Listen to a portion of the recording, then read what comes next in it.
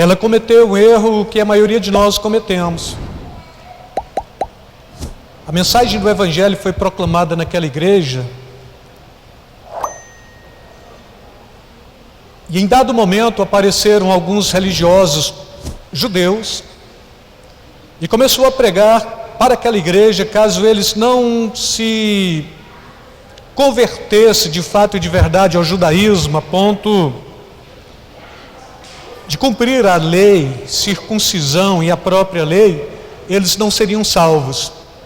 E Paulo, escrevendo para esta igreja, ele fala: interessante que vocês começaram no Espírito e agora vocês estão tentando aperfeiçoar na carne.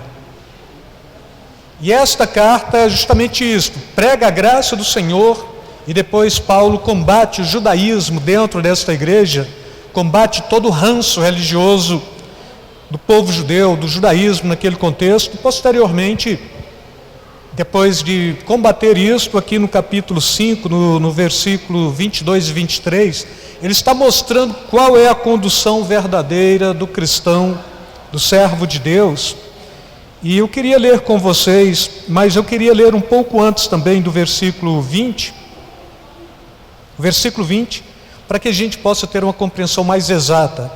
Então, Gálatas capítulo 5, versículos 20 a seguir.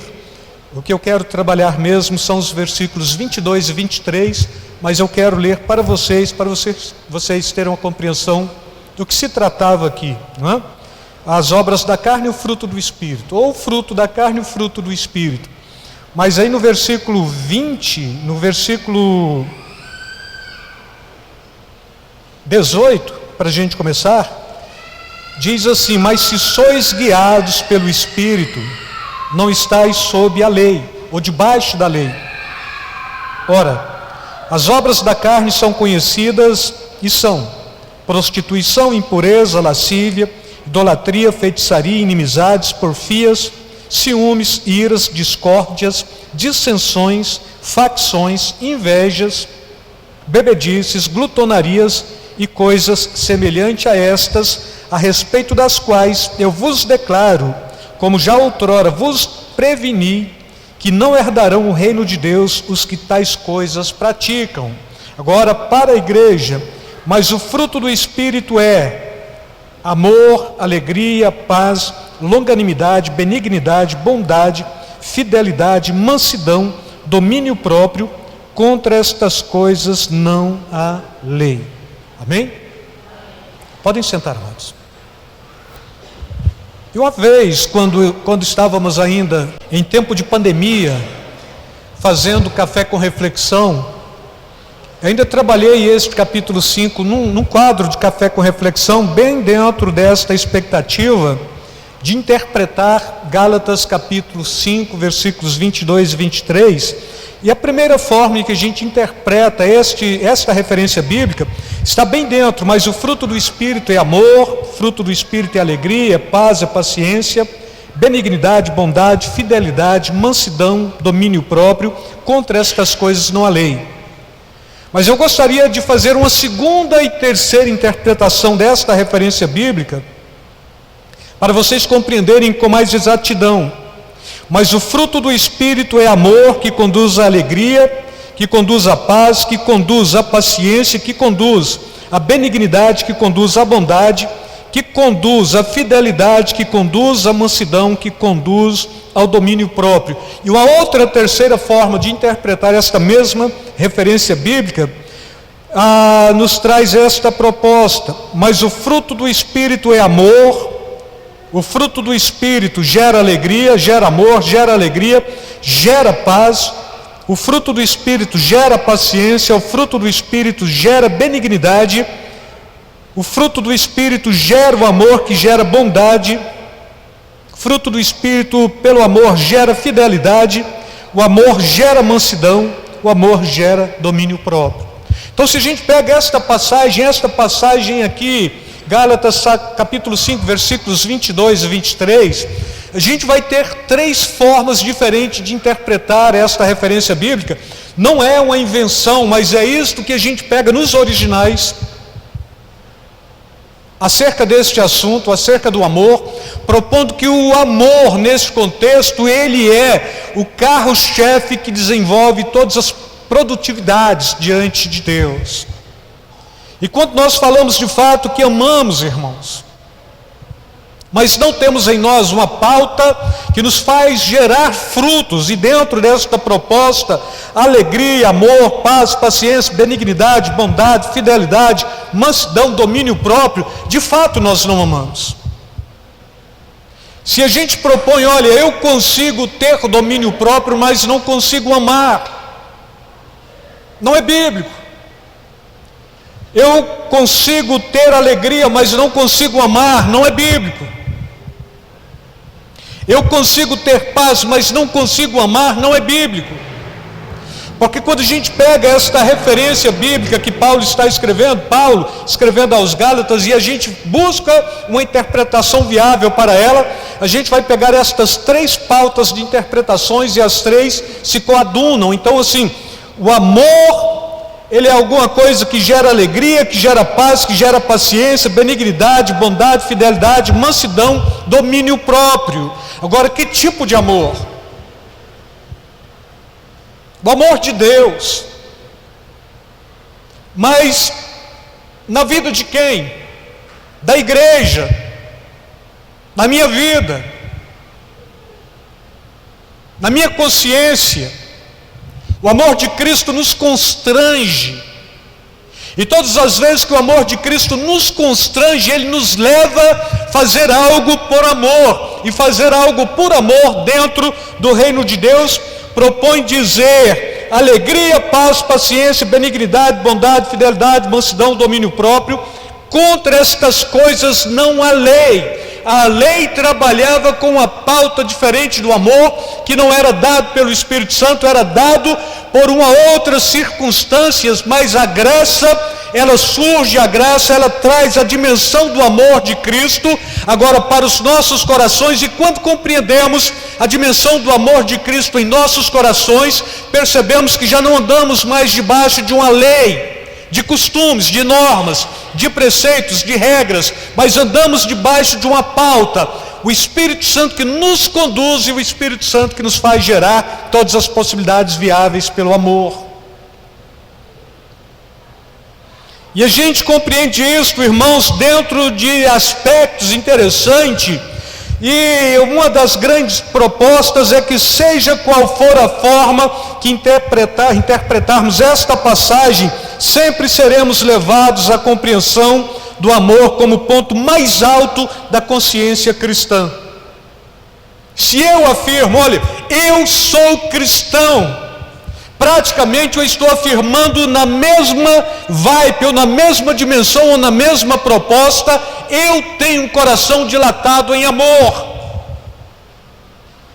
E se eu falo, eu sou cristão, mas eu não consigo amar aquela pessoa, eu sou cristão, mas eu não consigo ter alegria quando aquela pessoa chega, eu sou cristão, eu amo, mas não consigo ter paz quando estou celebrando junto com aquela pessoa, eu não tenho paciência, eu não tenho benignidade, eu não sou bom e nem sou fiel quando estou presente desta pessoa, necessariamente eu estou negando o ápice da fé cristã, que é o amor de Deus por cada um de nós.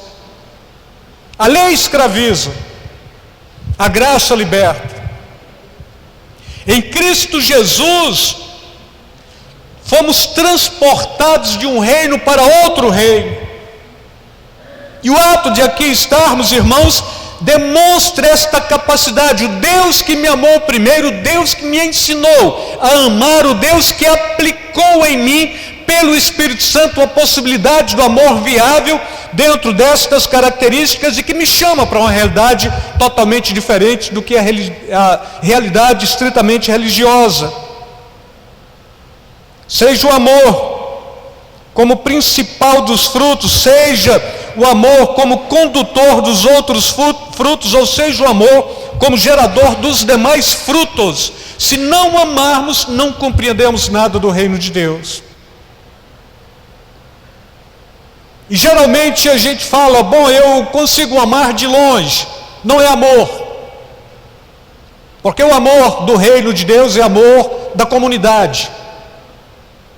O amor que agrega e ampara o que sofre, o que está desvalido. O amor que nos faz também suportar possibilidades. A conclusão é que sem amor não temos razão nenhuma para testarmos a nossa fé cristã. As demais religiões estão por aí e se agregam pessoas que supostamente têm coisas em comum, supostamente amam.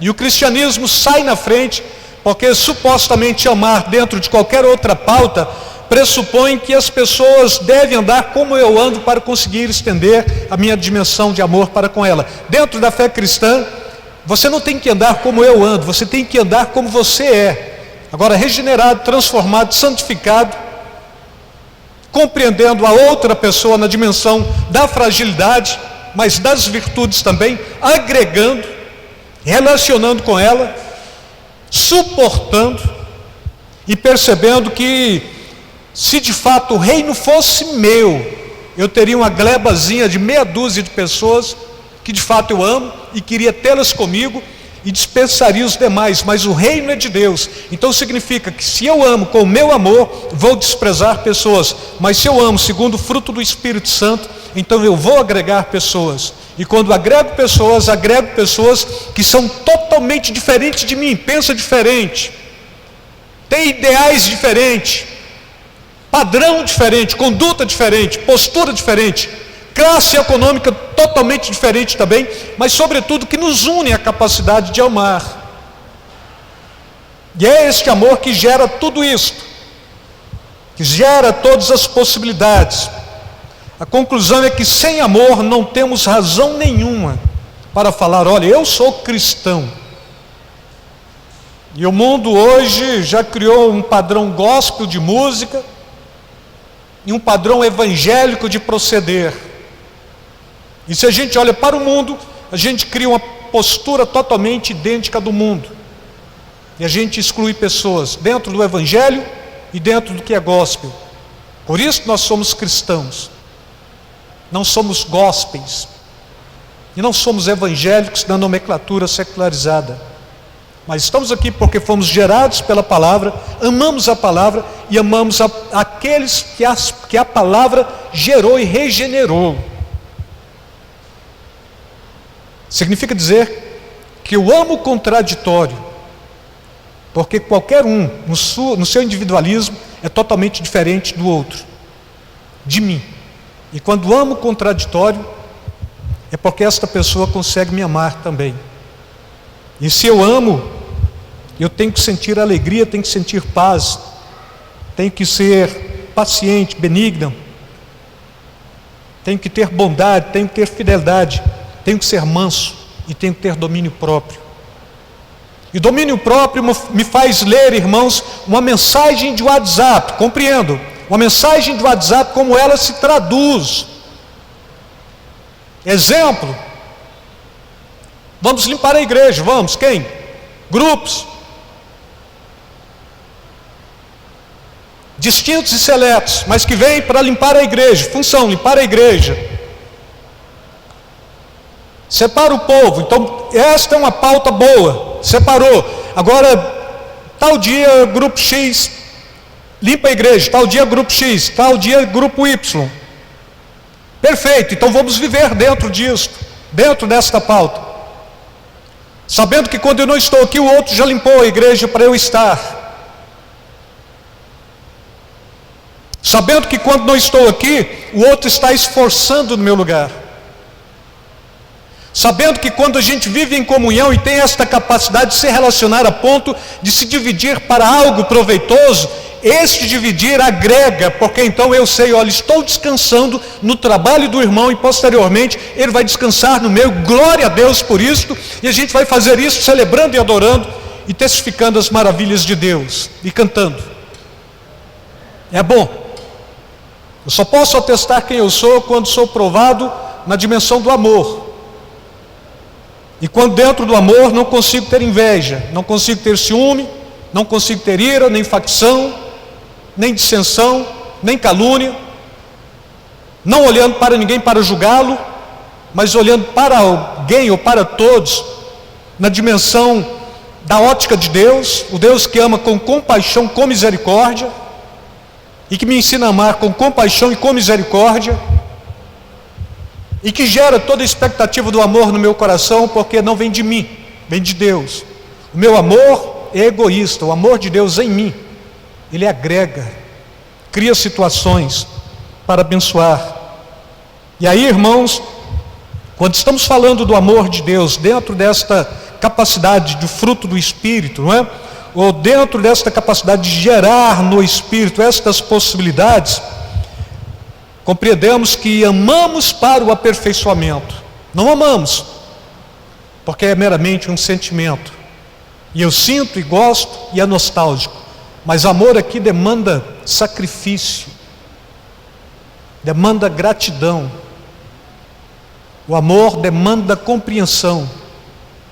O amor demanda possibilidades que por nós mesmos jamais aplicaríamos na vida do outro para relacionar conosco. Deus nos amou. E quando Deus nos ama, Ele chama para si um povo.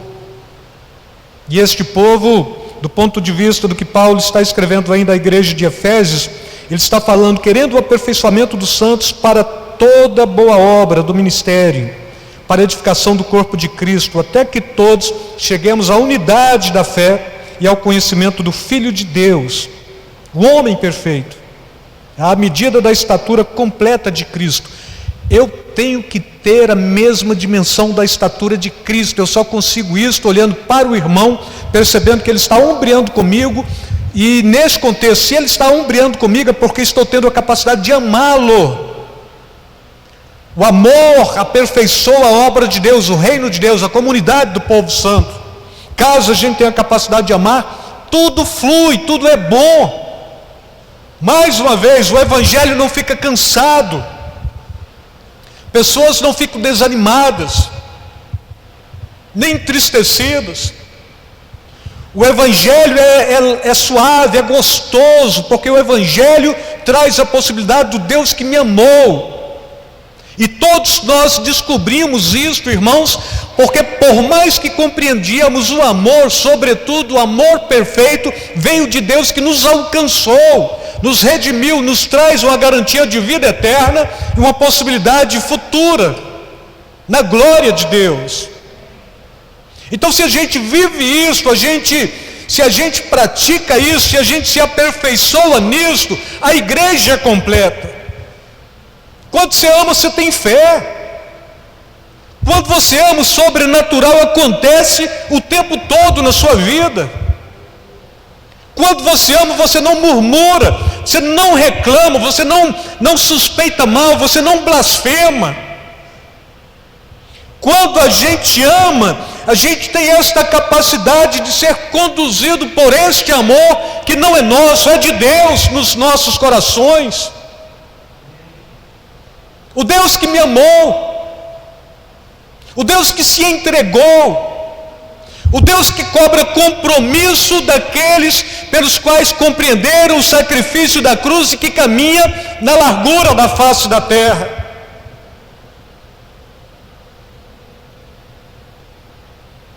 A gente só pode ser considerado como assembleia universal dos primogênitos, aperfeiçoados em Cristo Jesus, lá de Hebreus 12, 23, caso a gente ame.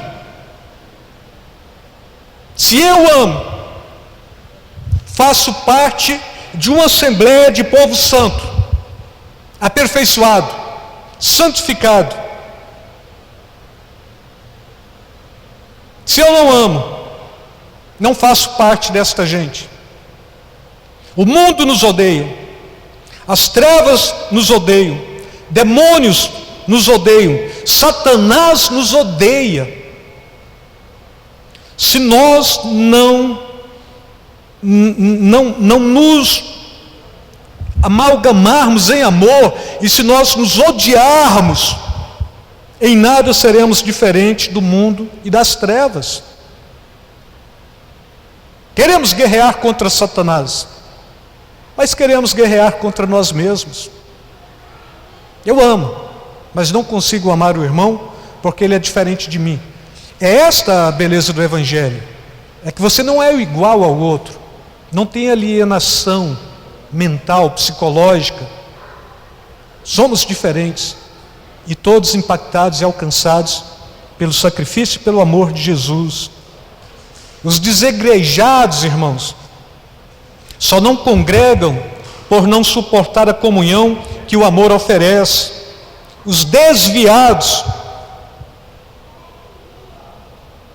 só estão desviados por nós termos falhado em nossa missão de amar. Tem gente desviada, tem muito. Por que está desviado? Porque falhamos. Graças a Deus eu não sou o pastor da igreja. Não, você falhou. Grosseiramente. Todas as vezes, quando se tem alguém visitando, termina o culto, a gente preocupa mais em atualizar papo com o pastor do que acolher o irmão que está no nosso meio. Estamos atestando, não amamos. Estava indo embora sexta-feira e cheguei à conclusão, com a graça, não sabemos recepcionar ninguém. A gente tem que ficar fazendo exercício de fixação e acrobacia aqui da frente. Olha, vai lá, abençoa seu irmão, fala para ele, é uma igreja que ama você, fala para ele, bem-vindo, qual é o seu nome? Irmãos, o simples fato de chegar alguém na porta, olha, que o simples fato de chegar alguém na porta já deveria demonstrar o amor que sentimos, porque já, de alguma forma a gente foi afeiçoado com esta pessoa antes de estar aqui e ela veio em detrimento de nós. Chegou na porta, acolhida. Chegou aqui dentro, recepção, calor, recepção calorosa, perfeito, está no nosso meio, tem a primazia, termina o culto, deixa eu ir despedir do pastor para ir embora. E a pessoa que está do seu lado, ela vem depois. Que tipo de amor é este? Mas nós falamos, amamos, mas não sabemos recepcionar bem pessoas que carecem do amor de Deus. E os desigrejados não suportam o amor, os desviados estão desviados por culpa nossa, não fizemos o dever de casa amando, como deveríamos amar. O amor cultivado entre nós deve gerar fiéis saudáveis, obreiros saudáveis, que facilitam o reino para os demais. Difícil encontrar fiéis saudáveis, obreiros saudáveis, que facilitam o reino. Quando não amamos, em nada diferenciamos dos que estão de fora. Em nada. Estão perecendo. E dentro da igreja, alguns de nós perecem por não compreender a dinâmica do amor. E achamos que o amor é alguma coisa que eu pratico por emoção. E quando choro e pulo e alegro e sinto a presença do irmão, dilata a pupila, então eu amo. Mas a Bíblia diz, não, você não tem que dilatar a pupila, você não tem que saltitar, você não tem que alegrar, você tem que amar. E quando você ama, aí a medida do seu amor é que vai gerando estas possibilidades. Bom, você ama, então você é alegre, você sempre está alegre. Não, eu estou triste, porque a pessoa que você ama desviou, fez coisa errada. O único motivo que leva a igreja a entristecer, o que leva um cristão a entristecer, é o desvio desta pessoa para as trevas, outra vez. Aí sim, devemos entristecer. Nos alegramos quando algum sai do meio de nós, porque este algum que saiu do meio de nós, não nos compreendia e nem caminhava como nós caminhamos. Nos alegramos com isso. E o mundo e as trevas alegra quando alguém sai do meio de nós, porque vai ser refém do mundo das trevas de Satanás.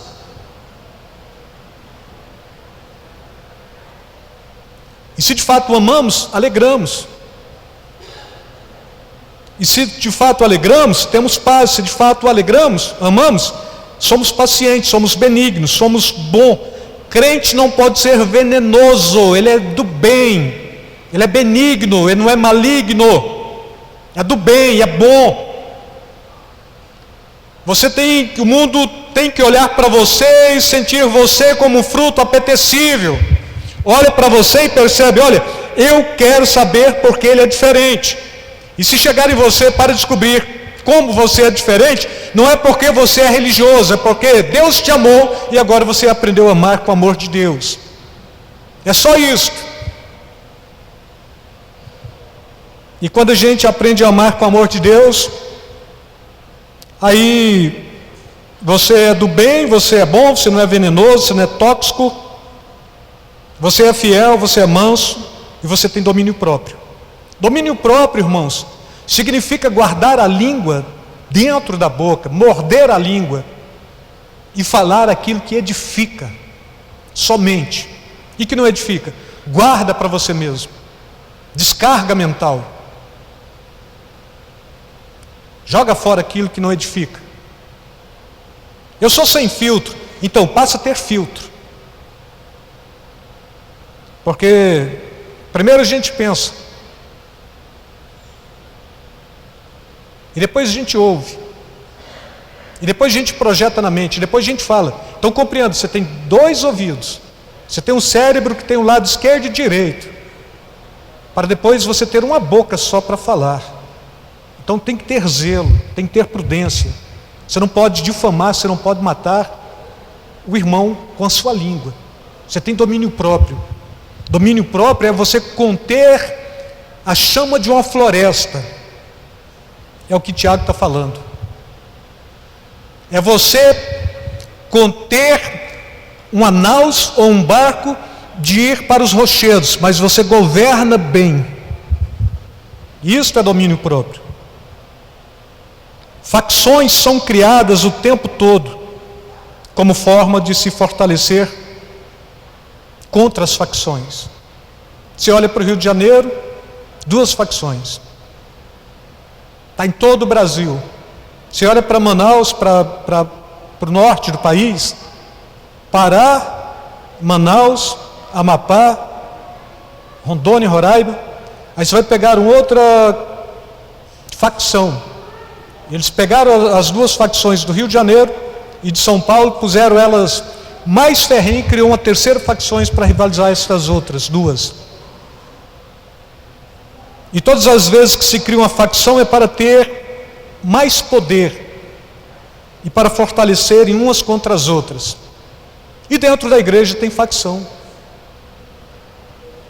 Significa falar que eu não amo, sou faccioso.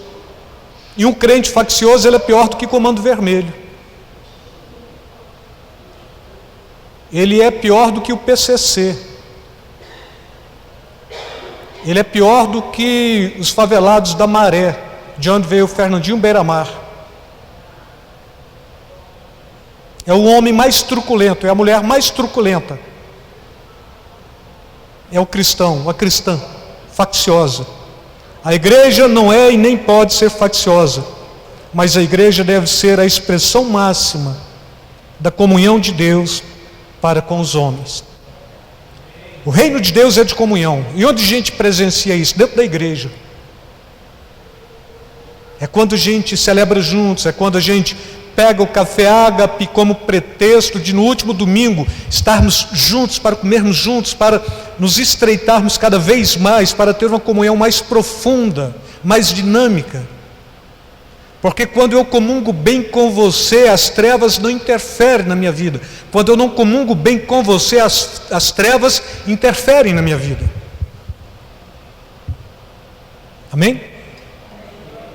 Para Deus, o sacrifício de seu Filho é a expressão máxima de seu amor. Para nós, o exercício da comunhão constante é a expressão máxima de nosso amor. Deus nos ama. Agora devemos exercitar a prática do amor um para com o outro. Precisa sentir? Não, precisa amar. E olha que talvez amar pode até doer, mas você tem que amar. Você não tem que sentir. Sentimentos te reprova. A palavra de Deus te atesta. mas eu não senti bem com ele. É problema seu. Porque se você tem que amar, você ama, sentindo bem ou não. Frase minha: tem gente que eu amo, mas não gosto. Tem gente que eu gosto, mas não amo. E assim, se a gente está em comunhão, a gente ama. Bom, mas quando terminar o culto, cada um para sua casa, né? Mas a gente vive em comunhão, principalmente fora do culto, irmãos.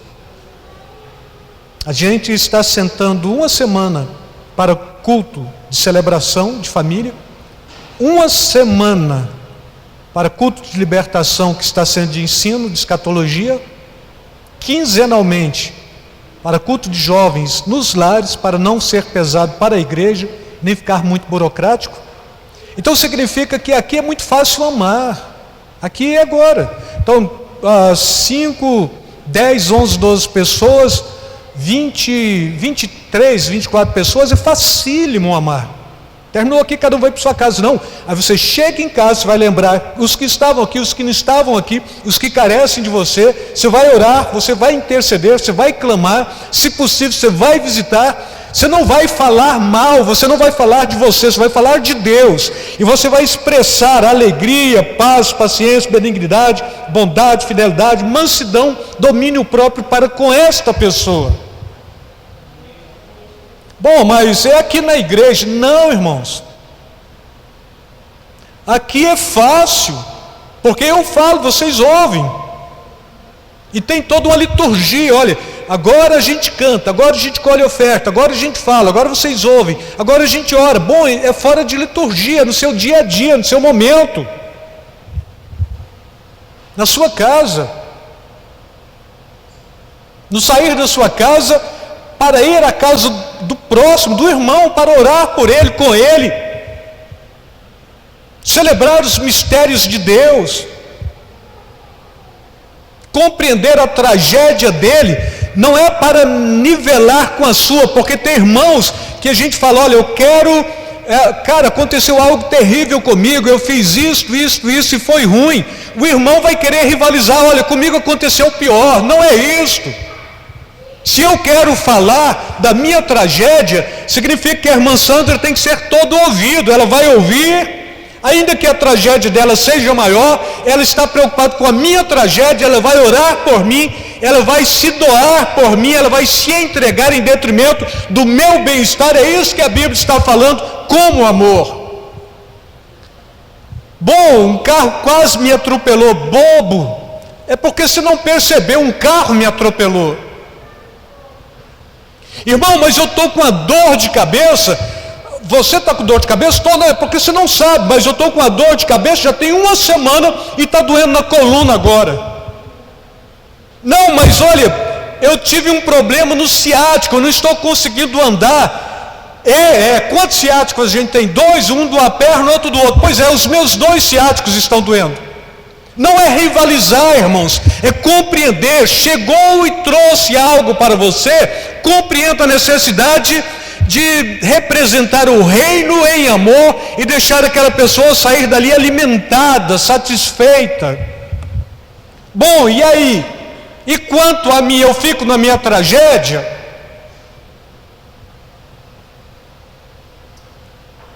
Gostamos de ver pessoas para contar das nossas tragédias, mas não gostamos de ver pessoas para falar das maravilhas de Deus.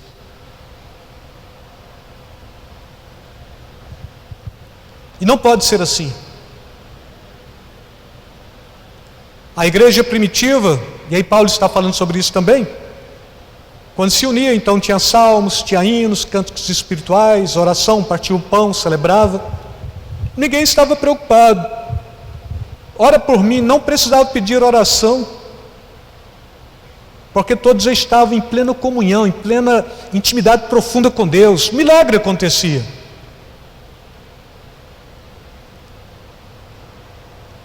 E coxos andavam, cegos enxergavam, surdos ouviam. O evangelho era proclamado. E dia a dia acrescentava o Senhor aqueles que deveriam ser salvos. O mundo está carente de amor. Se ele olha para nós, cumprindo o nosso dever cristão de amar sobre todas as coisas Deus e depois o próximo como a mim mesmo, o mundo vai encontrar onde desfrutar de amor verdadeiro, porque você é sal, você é luz, e você não é sal e nem luz porque está gritando, mas você é sal e é luz porque está amando, e o mundo vê algo de diferente em você. Amém? Olha, mas eu não entendo, por que eu vou abençoá-lo enquanto eu estou sofrendo? Porque você foi chamado para abençoar. Porque eu devo entristecer enquanto ele se alegra? Porque você foi chamado para fazer o outro alegre. É amor. O amor não preocupa com o seu próprio bem-estar, preocupa com o bem-estar do outro. Agora, se você ama, está preocupando com o bem-estar do outro, alguém está preocupando com o seu bem-estar. A comunhão é isto, irmãos.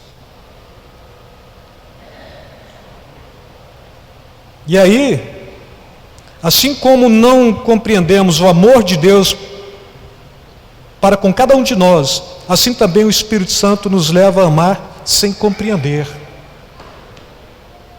E não preciso alinhar pensamentos, ideologias, conceitos, profissão, idade para aceitar o outro e amá-lo. Eu devo amá-lo porque devo amá-lo. Simples assim. E por quê? Você não precisa compreender, você só tem que amar. Se você amar, você faz o dever de casa. E quando você for amado, talvez você vai compreender. Nós somos apenas vasos que demonstram tanto a ira quanto o amor de Deus. E quando você demonstra a ira de Deus, é Deus que demonstra estar irado por você, não é você que ira. Crente iracundo, este tipo vai para o inferno. A Bíblia está falando sobre isso. Ira não pode ser de homens. Deus pode irar contra cada um de nós, porque Ele é Deus, Ele é justo, Ele é perfeito, Ele ama. E aquele que ama também, Ele disciplina. E um dos aspectos da ira de Deus é disciplina. E alguns de nós não compreendem isto, não é? Isto significa afirmar que Deus se revela a cada um de nós por amor. Deus se relaciona conosco mediante o amor. A melhor forma de compreender o que se pode compreender de Deus é desfrutar do amor de Deus. Eu quero compreender de Deus. Ama. Não, é porque eu quero compreender aspecto calvinista ou arminiano de Deus, o Deus dos atributos e o Deus da soberania. E aí fica cheio de teologia teórica, o Deus soberano, que predestinou os que vão ser salvos, que vão para o inferno. Ou Deus que é onisciente, que sabe de todas as coisas, e que já vai me condenar porque pela sua onisciência sabe que eu sou pecador. Não é teoria, irmãos, é prática.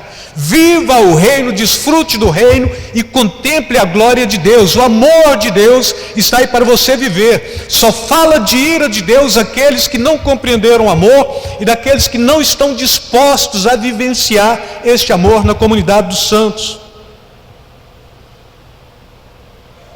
A melhor forma de compreender o que se pode compreender de Deus é desfrutar do amor de Deus. Deus te ama. E você só desfruta do amor de Deus amando e sendo amado, ou amado e amando. Quando você ama, ou quando Deus te ama, você passa a amar e você compreende, porque quando Deus te ama e você permitiu de fato e de verdade o amor de Deus, você se torna um amante, você vai amar. Não é amante de conotação sexual. O Deus que nos ama, nós que aprendemos a amar com Deus. E quando amamos, por Deus. Amamos porque aprendemos o dever de casa. E aí a gente ama a Deus e a gente ama o próximo. É Mateus 22, 37 e 30. Deus sobre todas as coisas. E o próximo como a mim mesmo. E a conclusão, irmãos, para fechar esta mensagem. Seja o amor como essência de Deus. Seja o amor como atributo comunicável de Deus. O que a gente pode compreender de Deus? Pelos seus atributos comunicáveis, Deus é amor. Por que eu compreendo o amor de Deus? Porque Ele me ama. Bom, e se eu não amar o próximo? Se você compreender o amor de Deus, porque Ele te ama, automaticamente você vai amar o próximo.